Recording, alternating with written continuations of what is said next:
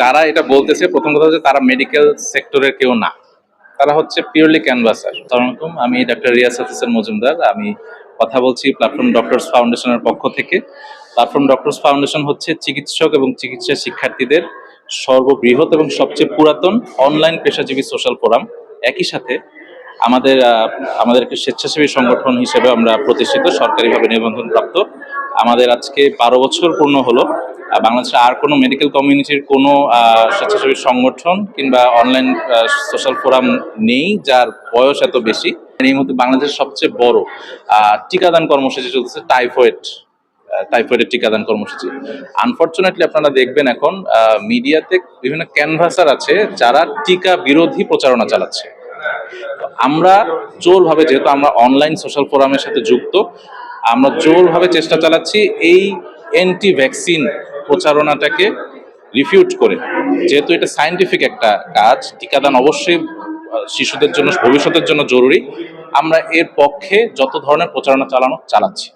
আমাদের মেসেজ একটাই, দেখেন, টিকাদান কর্মসূচি কিন্তু এটা শুধু বাংলাদেশের জন্য নয়, এটা পুরা world wide. WHO, world health অর্গানাইজেশনের পক্ষ থেকে সব ধরনের সায়েন্টিফিক ডেটা নিয়ে প্রুভেন ওয়েতে কিন্তু আমাদের টিকাদান কর্মসূচিটা চালু করা হচ্ছে। বিভিন্ন দেশে বিভিন্ন রকম।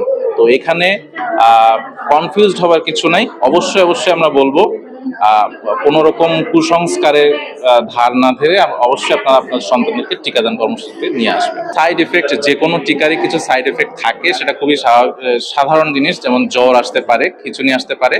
এগুলা ইউজুয়ালি নট তেমন কোনো বড় কোনো ইয়ে নাই। আর মাঝে মাঝে কিছু বিষয় হয়, যেমন মানে খিঁচুনি হবার একটা ইয়ে থাকে, বাট এই ধরনের এটা খুবই মানে উল্লেখ করার মতো না। তো ভয় পাওয়ার কিছু নেই, অবশ্যই আমি বলবো। কারণ টিকাদান কর্মসূচি বাংলাদেশে আজকে থেকে না, অনেক আগে থেকে চলছে। আর তো স্বাভাবিকভাবে আমরা চাবো যে সকলেই যেন টিকাদান কর্মসূচি, সরকার যে কাজটা করছে ওয়ার্ল্ড হেলথ অর্গানাইজেশনের সাথে, আমরা আমাদের অর্গানাইজেশন থেকেও চেষ্টা করে যাচ্ছি সব ধরনের অ্যাওয়ারনেস বিল্ড আপ করার জন্য, যেন সবাই টিকাদান কর্মসূচিতে যোগ দেয়।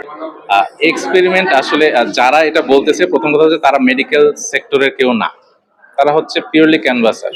তাদের কোনো যোগ্যতা নেই বা তাদের কোনো জ্ঞান নেই এইটা নিয়ে সায়েন্টিফিক ওয়েতে কোনো রকম কথা বলা। এটা নিয়ে যারা গবেষণা করেছে, যারা কাজ করছে, তারা সবাই মেডিকেল সেক্টরে অথবা সায়েন্টিফিক অনেক আরো সেক্টর আছে। ভ্যাকসিনে শুধু ডাক্তাররা কাজ করে এমন না, রিসার্চাররাও আছে। সবাই কিন্তু এটা ডাটা প্রপার ওয়েতে, প্রুভেন ওয়েতে প্রেজেন্ট করা হয়েছে, তারপরেই কিন্তু এটা মানে এনেবল করা হয়েছে এই এই কি বলবো, সরকারের এই পদক্ষেপটা। সো এখানে আমি আবারও বলতেছি, এভাবে ক্যানভাসারদের কথায় বিভ্রান্ত না হয়ে সরকার এবং স্বাস্থ্য খাতের যে স্বাস্থ্য অধিদপ্তর যে কাজটা করছে, এটার সাথে আমাদের জন্য যোগ।